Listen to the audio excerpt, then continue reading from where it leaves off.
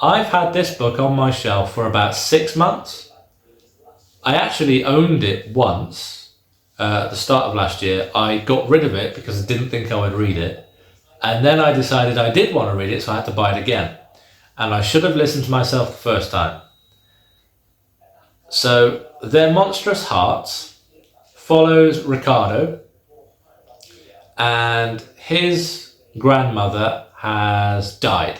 I think she's called Perihan or something. She's died in Italy, and she's left everything to him. He's an author who's in a bit of a grind, and he's got a looming deadline. He's got nothing to give his agent or his editor, so he's having a panic. He can't pay his bills, so when the opportunity arises, he goes to Italy. He thinks, great, I can sell the house, I can get some money, I can do, pay the bills, do all this stuff. He hasn't seen his family since he was a kid.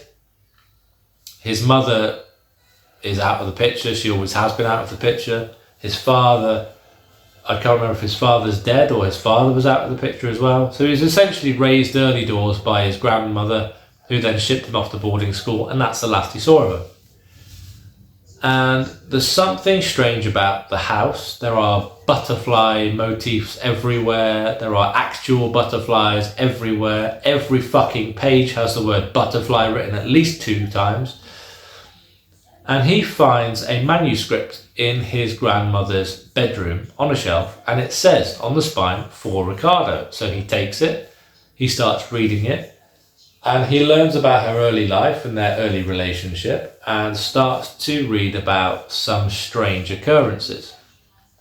Now he thinks that his grandmother's written a novel, and this is the unpublished manuscript, and he starts to think, well, perhaps I can sort of adapt this. This can be my book. I can then give that to my editor and my agent, and we can keep this whole author thing rolling. But when he realizes that the other people in the household, the maids and the groundskeeper and people, are looking for this book and that it's been stolen, then he starts to realize that he probably isn't meant to have this book. So he starts reading it in secret. Now, I won't tell you any more than that, because if you do want to read it, I don't want to spoil it. What I will say is it's fucking stupid.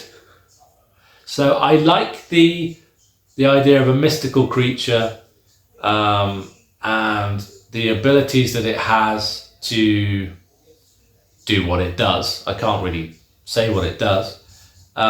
Think mermaid's tears in the Pirates of the Caribbean movie, and sort of extract stuff from there.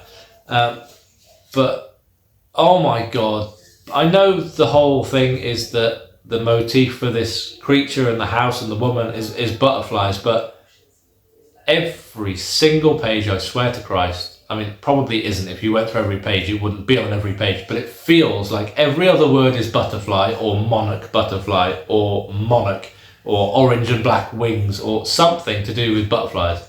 Every single chapter probably has 50, 60 mentions of the word butterfly. It's so irritating. You could play a drinking game with it, but you'd end up in the hospital. I sort of stuttered through the book, and then when it came to the end, and the end happened, I was like, what the fuck was that? And it was, again, done like this. Really quickly, over with, no happy ending, done. And I'm like, what did I read? Where was the payoff for the investment of my time? So I gave it 3 stars because, I finished it. It was mildly intriguing. It was just sort of poorly executed. But what I will say is, the author, I believe, is Turkish, and I think it has the vibes of a book that's been translated, but not as fluently as it would read in Turkish. So that might have something to do with it. But yeah, I mean, I waited a long time to read it, and the payoff wasn't really worth it. But see what you think. If you like butterflies, you'll probably love it. But yeah, I gave it 3 stars.